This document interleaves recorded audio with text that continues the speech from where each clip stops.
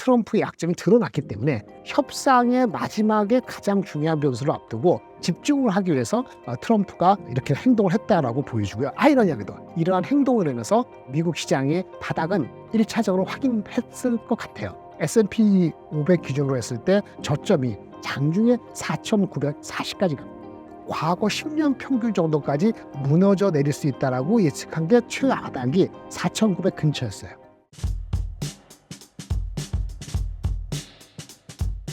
안녕하세요. 저 김장현입니다. 유니스토리 자산운용에서 근무하고 있고요. 한 달 만에 다시 뵀네요.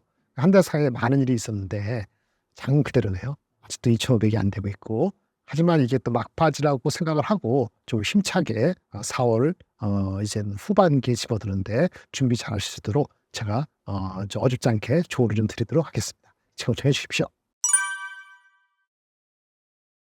우리가 그 어마무시한 그 관세 125%, 140% 이렇게 나오는 시발점이 4월 2일부터 그래서 4월 3일부터 주가에 영향을 미쳤기 때문에 4월 2일은 그러한 어마무시한 관세가 발효되기 전이었어요.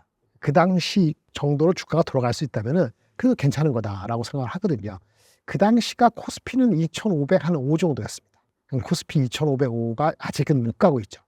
그런데 미국보다는 엄청 잘하고 있는 거예요. 미국은 제가 오늘 촬영하기 전날까지만 하더라도 미국이 대충 한 5% 빠지고 뭐 필바는 7% 빠졌는데 오늘 아침에 4월 16일 미국 아침이 거의 3% 빠졌잖아요. 그래서 계산해 보면 S&P나 나스닥 기준으로 거의 8, 9% 빠진 상 8% 이상 빠진 거예요. 근데 대한민국은 한 1% 정도 2% 안 되게 빠지기 때문에 우리가 거의 6%포인트 그 상대적으로 아웃퍼폼을 하고 있는 4월 17일 현재입니다. 좀 아쉽지만 아직 4월 2일 2,500으로는 못 가서 아쉽지만은 미국보다는 클리어하게 확실하게 아웃퍼폼하고 있다는 점에서 기운을 내고자 하는 얘기고요. 대한민국이 이렇게 그 4월 2일자 주가 레벨로 거의 그래도 근접하게 간 거는 단연코, 방산, 조선 이런 겁니다. 그리고 어제부터 4월 16일부터 오늘 이틀 사이에 크게 부상하고 있는 건 실적이 괜찮은 화장품.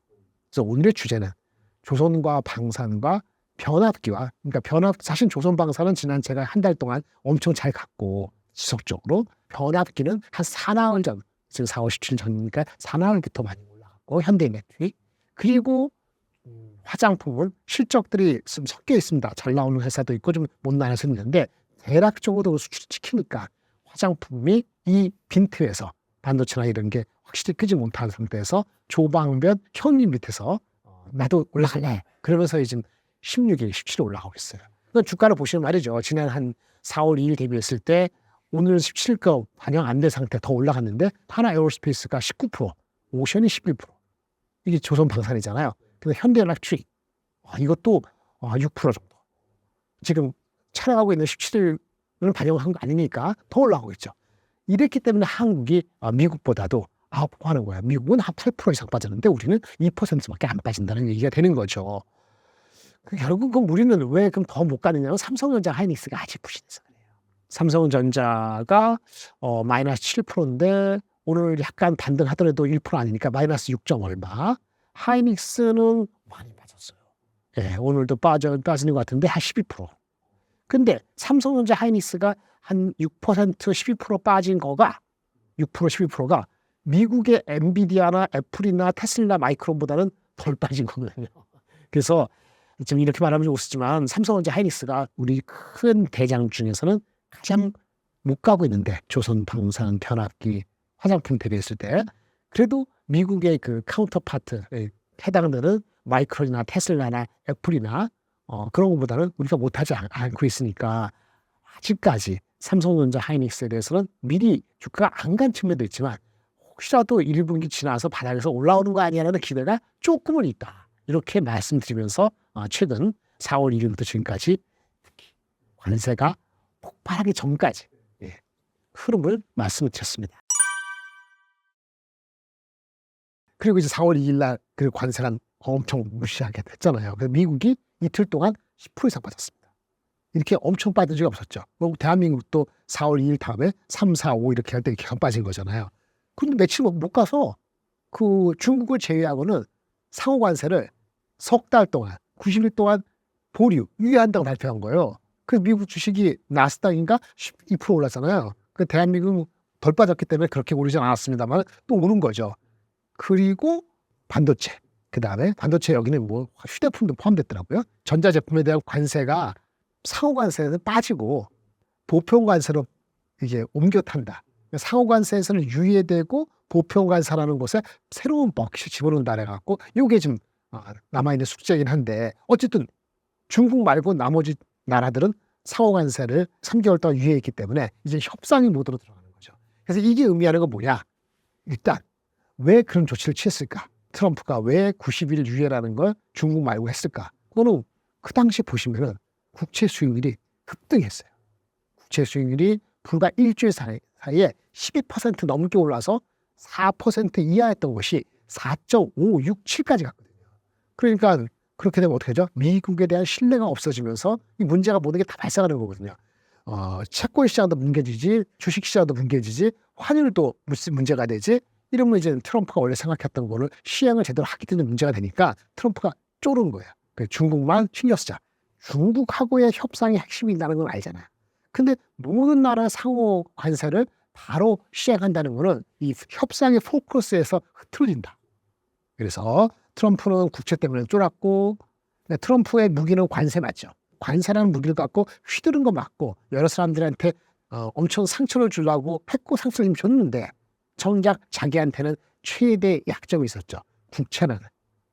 그래서 그것이 트럼프의 약점이 드러났기 때문에 앞으로의 주식시장은 10% 빠지고 12% 올라가고 이 폭보다는 분명히 조금은 더 수그러져서 그렇다고 변동성이 없는 건 아닌데 3% 2% 정도 왔다 갔다 하겠지만은 이게 다시 뭐 7% 이렇게 급등락의 그 규모는 잦아지는 겁니다.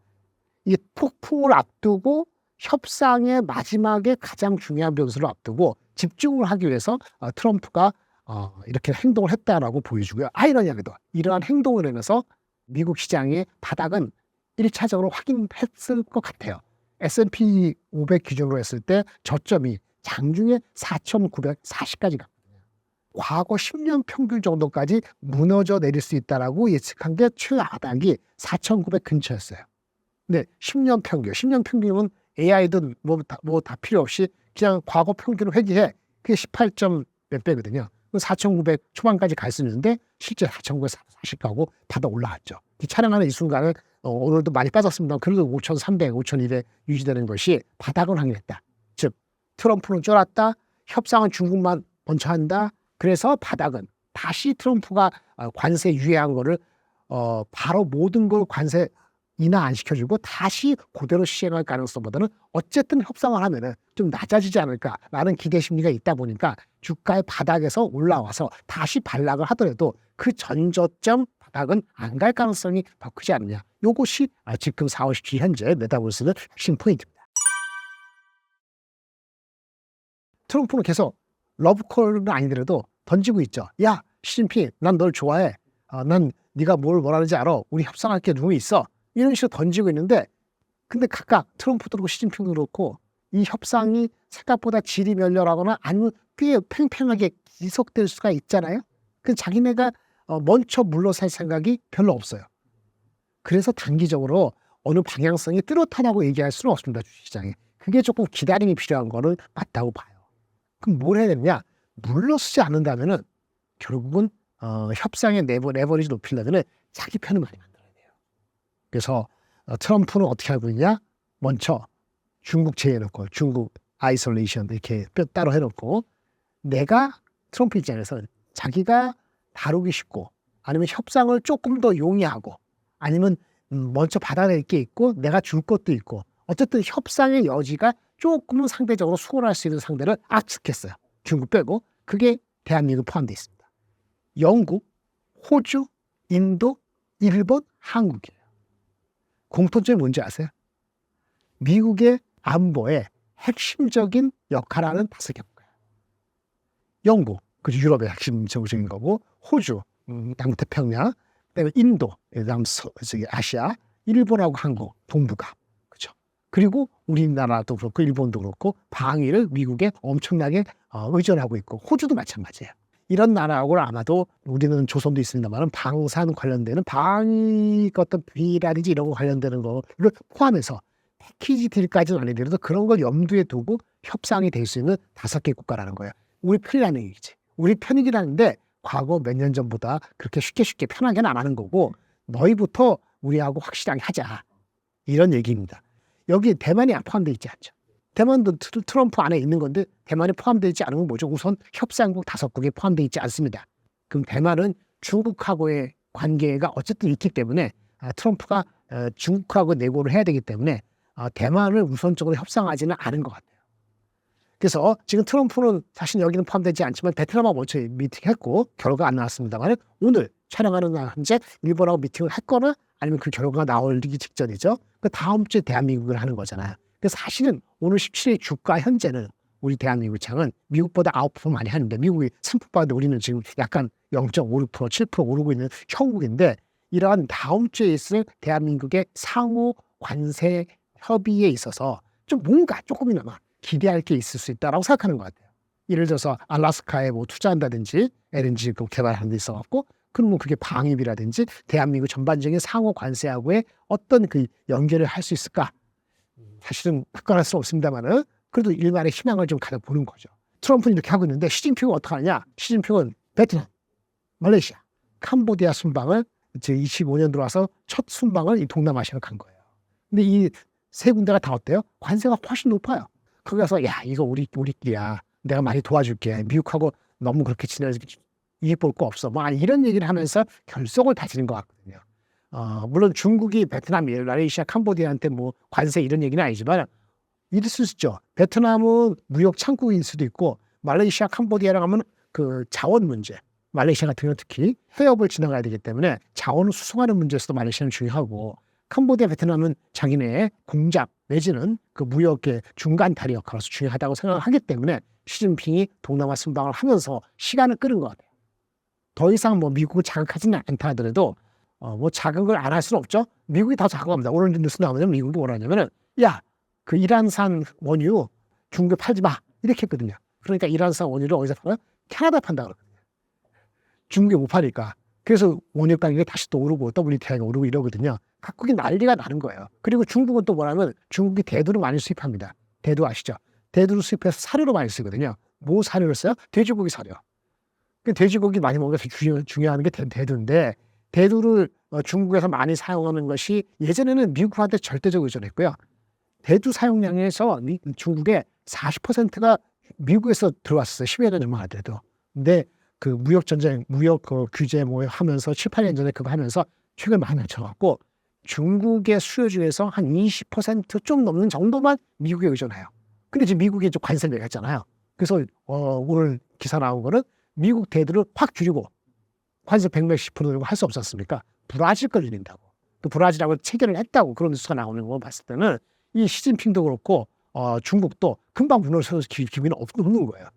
레버리지를 높이기 위해서 일단 자기의 우군을 확보한다는 측면에서 동남아를 갖고 이번 주 시간이 가고 다음 주 트럼프가 과연 이번 주 일본 포함해서 한국하고 다 핵심적인 우선 협상국 자기의 그 우방국하고 협상이 어떻게 되는지 시진핑은 동남아 순방한 거 결과가 어떻게 되는지를 각자 생각해서 한 1, 2주 지난 다음에 뭐 다시 또 구체적으로 뭐 물밑 작업이 있을 수는 있으면 이것이 조금 더 길게 될 수는 있다. 이런 생각을 하셔야 될 것 같고요.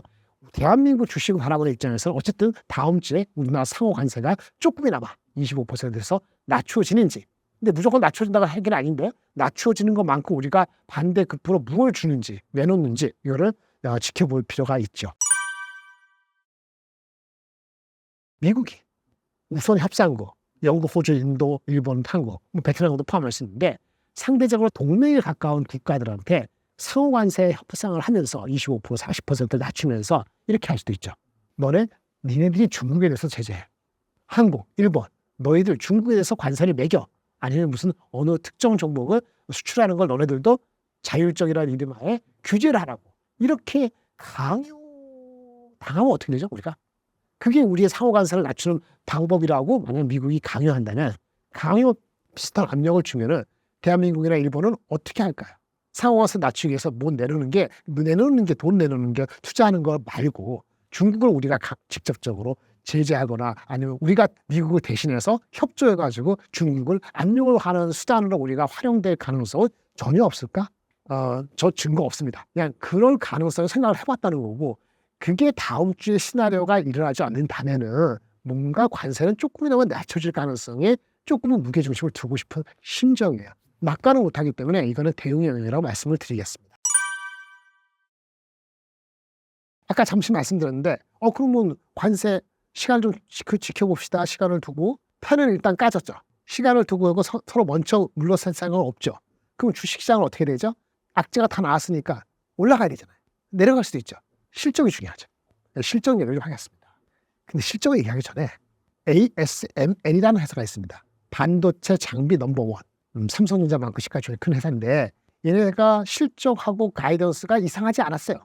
사실은 실적이 조금 좋았고, 근데 실적이 1분기 실적이 나와서 이상하지 않았음에도 불구하고 주가는 많이 빠졌거든요. 이 회사 이슈만 보면 어떤 게 있냐면은 2분기 가이던스를 줄 때 마진의 범위를 주거든요. 마진이라는 것은 이익률이죠. 이게 범위가 50에서 53이에요. 뭐 범위가 너무 넓지 않습니까? 이게 범위가 넓다는 자체는 그 변동성, 관세 이런 것 때문에 변동성이 높다는 거를 얘기했어요. 그리고 ASML이 뭐라는 점은 관세 영향에 대해서 신경 쓴다, 위로된다 이런 얘기를 했거든요. 그러니까 주가가 힘을 받지 못하는 거예요. 실적 발표 시즌인데 실적이 잘 나와도 그거를 고지고대로 반영을 안 시킬 가능성도 있다는 게 약간 걱정입니다. 딴 얘기 할게요. 유나이티드 에어라인 항공사입니다. 실적이 꽤 잘 나왔다고 합니다. 그래서 원래는 본장 열리기 전 프리마켓에서 6% 넘게 급등하면서 프리마켓의 기분을 높였는데 정작 시작했을 때는 상승하다가 점점 토해내더니 결국 보험으로 끝났어요. 하루에 한 5% 가까운 변동이 있었어요. 실적이 좋았거든요. 근데 왜 그런지 아세요? 가이던스 줬어요. 실적이 좋았는데 가이던스인데 가이던스가 두 개를 줬어요. 하나 일반적인 노멀한 거고 하나는 월스트 케이스 비슷한 거. 그러면서 무슨 얘기냐? 관세라는 이 매크로가 워낙 불확실해서 예측을 나눌 수밖에 없다. 그래서 1분기 실적을 앞두고 이런 거는 이렇게 너무 애로워서 어떡하죠? 어떤 걸 해야 돼요? 그래서 선제적으로 이미 관세라는 영향이 1분기에 없었다 하더라도 관세나 이펙트가 안 됐으니까 휴일이 관세의 영향이 있을 거라고 생각해서 막 애널리스트들이 범위를 개별 종목으로 이렇게 다이버지 벌어지기도 하고 전체적으로 어느 지수, 우리는 코스피죠. 여기는 S&P 500에 대한 주가 지수에 대해서 예측이 다운될 수 있어요. 오늘은 17일인데 15일 기준으로 이미 다운그레이드 하나 나왔습니다. S&P 500에 대한 시티증권하고 또 한 군데가 모건인데 걔네들이 평균 갖고 있던 목표치가 원래 예상한 것이 S&P 500의 EPS는 271 정도 됐어요. 271인데 한 5% 이상 하향해서 지금 제시한 것이 255에서 257이에요. 이 숫자 256, 257을 기억하실 필요가 있는 게 이 숫자 예측이 맞다면 여기에다가 PER 배수를 20배를 치는지 22배를 적용하냐에 따라서 S&P 500의 적정 지수 레벨이 나오는 거예요. 제가 원래 3월 말 4월 초에 갖고 있었던 저의 그 가정은 S&P 500의 평균 EPS는 268 정도였어요. 10년 평균 했을 때는 18배 초반밖에 안 돼서 그걸 적용하면 4,908이라는 S&P 500의 지수가 나오고요. 그 당시는 스태그플레이션 공포가 상승했었고 트럼프가 입장을 바꿔서 유화적인 표현을 하기 전이었고 파월이 금리 인하를 조기에 할 거라는 생각은 전혀 없었고 이것은 오늘도 변화가 없죠. 오늘도 그런 얘기했으니까 한마디로 노 트럼프 풋, 노 파월 풋 기댈 게 없는데 스태그 공포는 확장돼. 그러면 이 전망이 268로 그대로 있다면은 과거 평균 10년 평균 이상 못 준다. 그러면 이게 4,500 초반까지 한 거고 실제 4월 2일 날 관세가 뭉지막 치고 나서 이틀 연속을 합해서 10% 빠졌을 때 4,940까지 간 거죠. 그런데 아까 베트남 포함해서 중국 말고는 상호 관세를 유예했잖아요. 며칠 뒤에. 그러니까 다시 그러면 이건 트럼프 푸시를 할 수가 있구나 라고 생각이 드니까 스태그 공포는 잠깐 잊어지고 파월 풋 정도. 그럼 경기 침체는 침체 같은데 사실 오늘도 대한민국도 이창용 총재가 얘기하셨어요. 1분기실 2분기는 대한민국도 GDP가 살짝 마이너스로 들어간다고. 미국에 대한 GDP 1분기 전망은 오늘 현재 예측은 애틀랜타 나우에서 얘기하는 게 마이너스 1.2예요. 미국도 마이너스 2%, 한국도 마이너스 % 들어가는 거니까 그 한순간에는 1분기는 경기 침체가 져요. 근데 경기 침체 오피셜 데피니션은 두 분기 연속 마이너스거든요. 두 분기 연속 마이너스 되고 나면 주가는 이미 다 빠졌겠죠.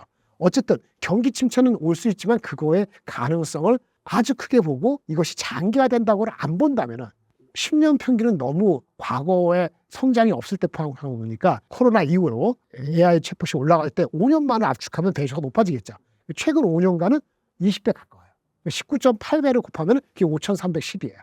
지금 주가가 아마 그 정도 머물러 있을 것입니다. 이렇게 되어 있는 거죠. 뭐 이런 식으로 할 수 있는데 아까 이 기준이 당초 EPS가 268, 271이었잖아요. 근데 아까 뭐라 했죠? 시티하고 모건스탠리가 어떻게 될지 모르니까 낮췄어요. 낮춘 숫자로 S&P 500을 256을 기준으로 해서 똑같은 개념에서 밸류에이션을 치면은 이게 범위가 이렇게 늘어납니다. 5,100에서 5,600까지. 중간값 5,300. 그래서 지금은 트레이딩이에요. 미국자는. 그렇게 되고 만약에 AI에 대해서 기대가 다시 올라오고 트럼프가 감세 규제 완화도 부양책이 구체화되면은 그럼 언제 그렇다는 듯이 관세 리스크가 큰 폭으로 완화되면은 제가 봤을 때 그때는 PER 한 22, 3배 가면은 5,800까지 갈 수 있는데 그거는 지금 보인다고 얘기 드릴 수가 없어요. 제가 봤을 때는 현재의 상호관세라든지 품목관세가 상당히 내려가는 게 확인되기 전까지는 아마 한 5,600 정도가 미국의 S&P 500의 단기적인 한계고 그 배수는 PER 한 22배 가까이고 그 정도고 만약에 그런 것도 움직임이 없으면 5,300에서 5,500에 조금 박스에 현재 있다. 이렇게 말씀을 드리겠습니다. 우리가 이제 다음 주에 상호관세를 협상하게 돼 있죠. 상호관세 25% 내려가지 않는다 가정합시다. 희망과 달리 그 보편관세 반도체 포함해서 지금 25%가 자동차 보편과 똑같거든요. 이렇게 되면 주식시장 빠집니다. 희망 갑자기 없어지는 거잖아요. 2,300 중후반까지 빠질 수 있어요. 관세 협상이 내려가지 못하는 거. 더 올라오면 큰일 나고 협상 내리는 거니까. 보편이건 상호관세건 반도체 이것이 25% 현재 보고 있는 거에서 내려가지 않는다면 주식시장은 다시 내려갈 것 같아요. 2,400 이하로. 반면에 15% 내려간다. 한 10%포인트 낮춘다. 뭐 대신에 우리가 뭐 알래스카에 투자하고 방위비 어쩌서 이런 얘기를 하다니 협상이 된다 하면은 대신에 관세가 내려간다고 가정을 하면은 15% 정도라면은 2,500 중반까지 갑니다. 그럼 지금 기준으로 80포인트 올라가는 거죠. 그거 올라가는 거고요. 마지막 시나리오, 이게 가장 베스트 시나리오인데 처음에 나왔던 아주 기본 관세 10%. 아예 기본 관세만 하고 끝나는 거예요. 그러면 아마 2,600 안착할 것 같아요. 그리고 여러분 생각하시는 저도 희망컨대 희망세로는 전 들지 않습니다. 제 성격에 그래서 그런데 2,700 뭐 JP 모건도 그런 식으로 얘기하는데 그거는 이거 이상으로 와야 돼요. 보편관세 10% 딱딱했으니까 다 끝났어. 2,700가 이렇게 안 될 것 같고요. 뭐가 나와야 되죠? 대한민국의 지금 경제 성장률이 개떡입니다. 1.5%가 아니고 1%에 가깝게 내려가는 판인데 1% 가까운 경제 성장 무너지면은 우리나라 환율이 스스로 원화의 강세를 일으키는 게 별로 없어요. 물론 달러가 가치가 뭉개져 갖고 원화의 가치가 상대적으로 상승을 늦게나마 돼가지고 지금 1,418, 17 되고 있는 것이 어느 순간 갑자기 1,390, 80 될지도 모르겠습니다만 대한민국 자체의 경제 성장률이 어느 정도 복원된다는 자생적인 힘이 아니고서 올라가는 건 한계가 있거든요. 그래서 우리가 자생적으로 올라가는 것은 뭐죠? 수출 잘하는 거 말고는 부양책도 우리가 써야 돼요. 부양책 쓰는 거 뭐 추경 예산 같은 건데 예를 들어서 10조가 아니고 20조가 아니고 30조 금리 인하를 여러 가지 부작용도 있겠습니다만 2번, 3번이 아니고 3번, 4번 이상 뭐 이렇게 컴비네이션 되면은 거기에 대해서 대한민국에 대한 원복력에 대한 기대를 갖는 투자가들이 특히 외국에서 조금 들어올 수 있다면 그런 것 때문에 투자하신 분들이 다시 어느 정도 환류 우리가 그 미국의 서학개미 포함해서 투자한 금액이 5,500달러입니다. 5,500억 달러. 그중에 일부만 들어오더라도 환율에 도움되고 우리나라 수급에 도움이 되거든요.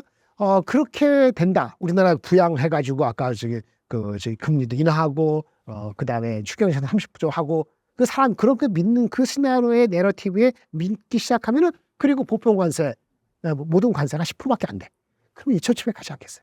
근데 그 이상 가려면은 뭐가 있을까? 아마 상법 개정이나 뭐 다른 게 있어야 되겠는데 일단 거기까지. 그래서 시나리오 3 2,600 그 이상 가려면 이렇게 좀 더 어려운 난관까지는 아니더라도 디딤돌을 딛고 가야 된다. 현재는 2,500 중반까지 가는 데 있어서 다음 주에 상호관세, 반도체 파벌 품목관세가 좀 의미 있게 15% 어느 정도까지 내려오기를 그게 확인되기를 기대를 합니다. 저번에 2,290까지 간 거는 이제는 아까 말한 것처럼 관세 다시 올리지 않으면 없을 것 같아요. 그런데 문제는 올라가는 거죠. 현재 지금 하고 있는 현재 2,400 중반 정도는 PBR로 0.83배, 85배 정도 됩니다. 제가 범위를 이렇게 준 거는 지금 현재 EPS 포캐스트가 바뀔 수 있죠. 미국도 S&P 500가 원래보다 한 4, 5% 떨어졌잖아요. 대한민국 떨어질 수 있잖아요. 그래서 그 여유를 줘서 2,400 중반 정도면 0.83배, 0.85배예요. 이거는 지켜질 가능성이 현재로서 있어요. 왜냐하면은 0.8보다 낮았을 때 몇 번 있는데 코로나 때 0.72배. 유럽 재정위기 여러분 잘 기억 못하실 거예요. 14년 전에 유럽이 난리 났어요. 피그스 해가지고 포르투갈, 뭐 이탈리아, 뭐 그리스, 스페인 이렇게 망가진다 했을 때 14년에 유럽이 재정위기가 났을 때 0.78배 대한민국이. 브렉시트 미국이 영국이 날아갈 때 유럽 탈퇴할 때 그때 0.75배. 이럴 때가 3번 정도가 0.82거든요. 우리가 그 정도 시스템 리스크나 그 정도가 아니라 하면은 트럼프가 다시 완전히 뭐 중국하고 더 난리 피고 그 베트남 이거 관세 협상은 낮추지 않고 한 일주일 전으로 돌아가면 다시 내려갈 수 있겠지만 그렇게 아니면은 그때 내려갈 게 0.78배까지 내려간 거고 그렇게 안 내려가면 0.83배는 지켜질 가능성이 있다고 보는 거죠.